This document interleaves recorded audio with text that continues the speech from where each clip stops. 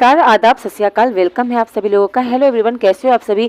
Free online classes and active गुड़िया के channel में मैं गुड़िया केसरी एक बार फिर से तहे दिल से आप सभी लोगों का स्वागत करती हूँ, आप सभी लोगों का अभिनंदन करती हूँ।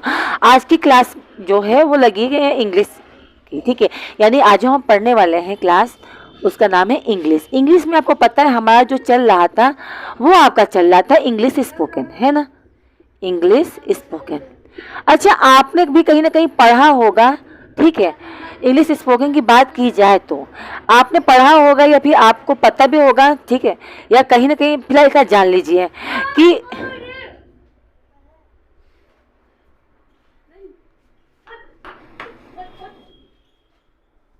बात की जाए इंग्लिश स्पोकन की, चाहे इंग्लिश ग्रामर की बात की जाए, ठीक है। इंग्लिश स्पोकन की बात करो चाहे ग्रामर की बात करो, अगर बात की जाए इसमें हेल्पिंग वर्ब की, तो हेल्पिंग वर्ब इसमें डू या डज का प्रयोग करते हैं, ठीक है। एक बात जान लो, इसमें जो हेल्पिंग वर्ब यूज होगा किसमें, प्रेजेंट इंडेफिनिट की बात कर रही हूँ मैं।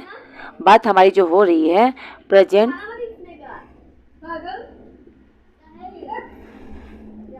इंडेफिनिट है, ठीक है। प्रेजेंट इंडेफिनिट की बात की जाए तो इसमें हेल्पिंग वर्ब डू या डज का प्रयोग करते हैं, ठीक है। और इसमें जो यूज होता है वो एम मेन वर्ब का फर्स्ट फॉर्म यूज किया जाता है। लेकिन ये दोनों चीजें यूज की जाती है किसमें, नेगेटिव और आपका इंट्रोगेटिव, यानी प्रश्नवाचक और नकारात्मक वाक्य में ही यूज किया जाता है। किसका, तो डू डज का और मेन वर्ब का, ठीक है। तो बात आती है कि ये तो इंट्रोगेटिव और नेगेटिव में यूज किया जाता है, तो क्या अफर्मेटिव सेंटेंस में क्या यूज इसका नहीं होता है। अफर्मेटिव सेंटेंस में डू और डज का यूज नहीं किया जाता है, किया जाता है। डू और डज का यूज किया जाता है। कैसे, अब उस तरीके को देखो, क्योंकि अब स्पोकन में थोड़ा सा यहाँ पे कहानी चेंज होगी।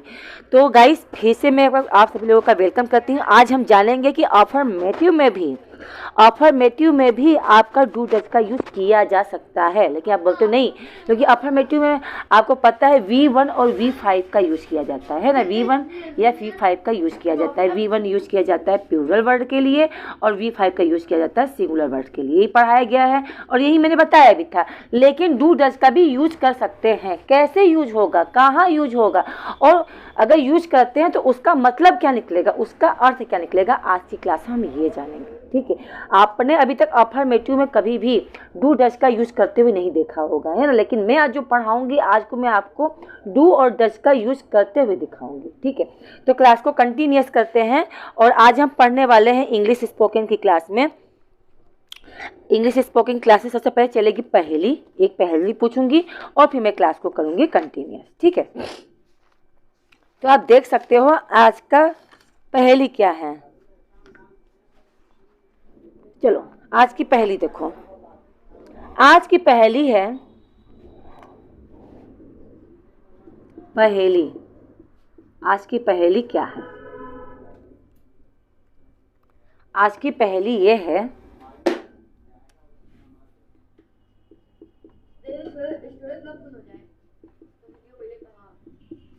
ऐसी सब्जी का नाम बताइए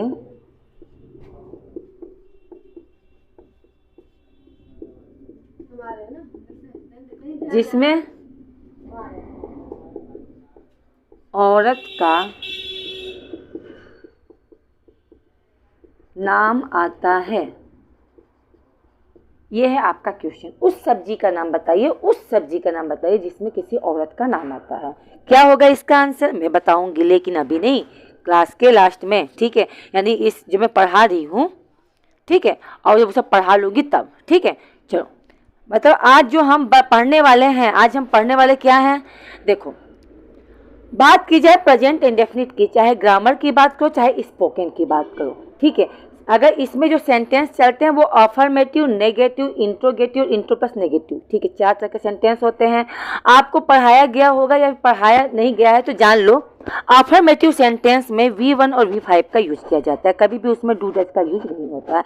उसका स्ट्रक्चर होता है सब्जेक्ट V1 या फिर V5 और फिर उसके बाद होता है ऑब्जेक्ट, यही होता है। वर्ब और फिर ऑब्जेक्ट होता है, ठीक है।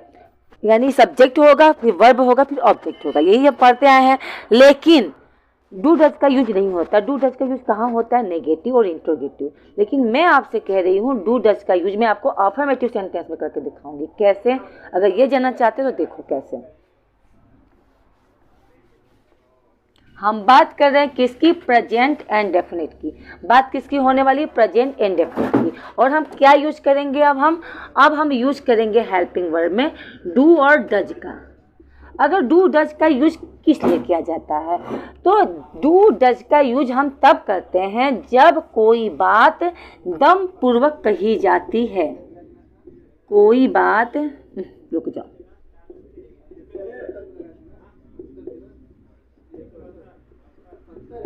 जब कोई बात दम पूर्वक यानी बिल्कुल कंफर्म होके गुस्से के साथ, दम के साथ कोई बात कही जाती, दम पूर्वक कही जाती है, तो ऐसे वर्ड में हम यूज करते हैं क्या? डू और डज का। याद रखना, जब कोई बात हम दम पूर्वक करते हैं तो डू और डज का यूज करते हैं। जैसे एग्जाम्पल देखो, जैसे मैंने कहा मैं बोलता हूँ।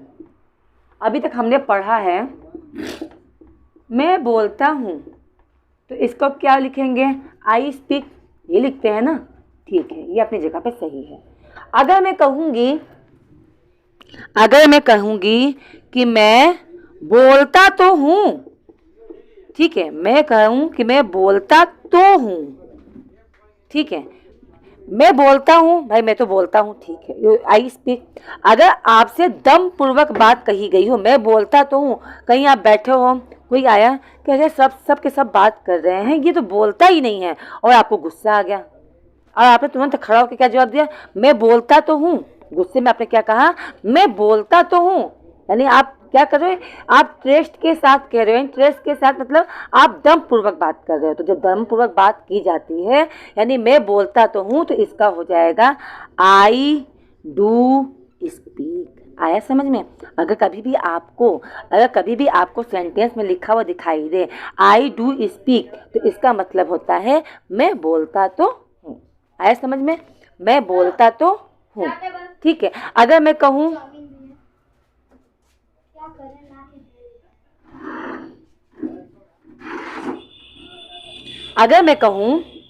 कि मैं अंग्रेजी बोलता तो हूँ, ठीक है। अगर मैं कहूँ कि मैं अंग्रेजी बोलता तो हूँ, ठीक है,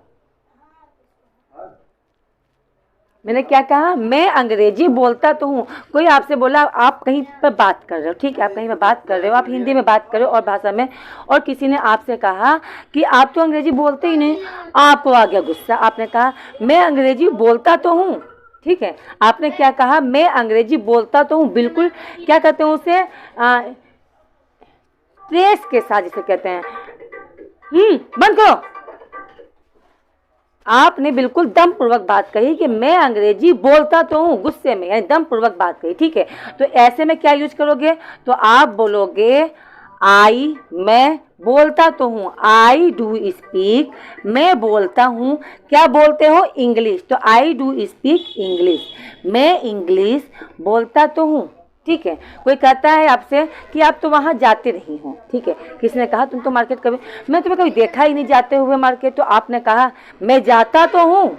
आपने क्या कहा? मैं जाता तो हूँ, मैं जाता तो हूँ, तो जाएगा आई डू गो, मैं जाता तो हूँ, आई डू गो, ठीक है। देखो यहाँ पे डू का यूज हो रहा है, ठीक है। अभी तक आपने कहीं पे भी पढ़ा होगा या आप जानते होंगे इंग्लिश स्पोकन या इंग्लिश ग्रामर, तो अभी तक आपने यही पढ़ा होगा डू डज का यूज कभी भी अफर्मेटिव सेंटेंस के साथ, साधारण वाक्य के साथ नहीं किया जाता है, लेकिन किया जाता है, ठीक है। ग्रामर में नहीं किया जाता है, ग्रामर मत करना, ग्रामर में कहना बोलचाल की भाषा में, इंग्लिश स्पोकन में यूज किया जाता है। जैसे मैं कह रही हूँ मैं अंग्रेजी बोलता तो हूँ, आई डू स्पीक इंग्लिश, मैं जाता तो हूँ, आई डू गो, ठीक है, मैं खाता तो हूँ, ठीक है, मैं खाता तो हूँ, आई डू इट, ठीक है, मैं नहाता तो हूँ, आई डू बाथ, ठीक है।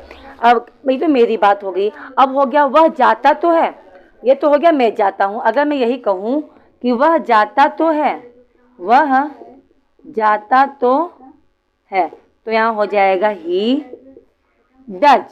यहाँ एक वचन के लिए डज ही लगेगा। ही डज गोज, गोज नहीं गो, सॉरी, ही डज गो। क्या हो जाएगा? ही डज गो, वह जाता तो है। ठीक है, और भी चीज़ है, और भी सेंटेंस देखो। जैसे मैंने कहा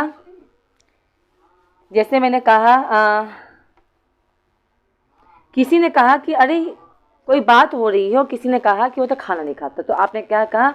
वह खाता तो है। ठीक है, आपने क्या कहा? वह खाता तो है, तो क्या हो जाएगा? वह का क्या हो जाएगा? He does it. क्या हो गया? वह खाता तो है। मैं कह रही हूँ कि मैं पढ़ता तो हूँ। जैसे मान लो सपोज डेट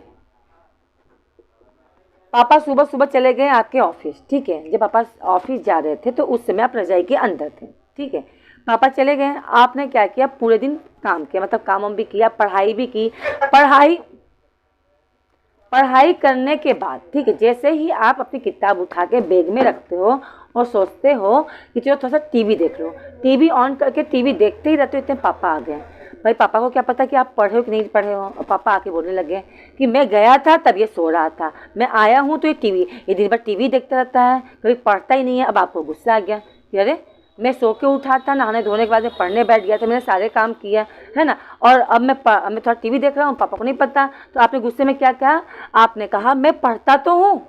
आपने क्या कहा? आपने गुस्से में कहा ट्रेस्ट होके कि मैं पढ़ता तो हूँ। तो इसका हो जाएगा आई डू रीड। क्या हो जाएगा? आई डू रीड, मैं पढ़ता तो हूँ। यानी बात जो यहाँ पे की जा रही है वो की जा रही कैसे? दम पूर्वक बात की जा रही, स्ट्रेट के साथ। ठीक है, स्ट्रेट पूर्वक, जो दम पूर्वक बात कही जाती है। ठीक है, कोई लड़का है, सब लड़के खेल रहे हैं, अब एक लड़का नहीं खेल रहा है।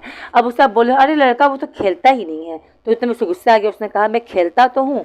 उसने क्या कहा? उसने कहा वह, या फिर आपने देखा तो किसी ने कहा कि वो लड़का खेलता ही नहीं, तो आपने कहा नहीं वह खेलता तो है।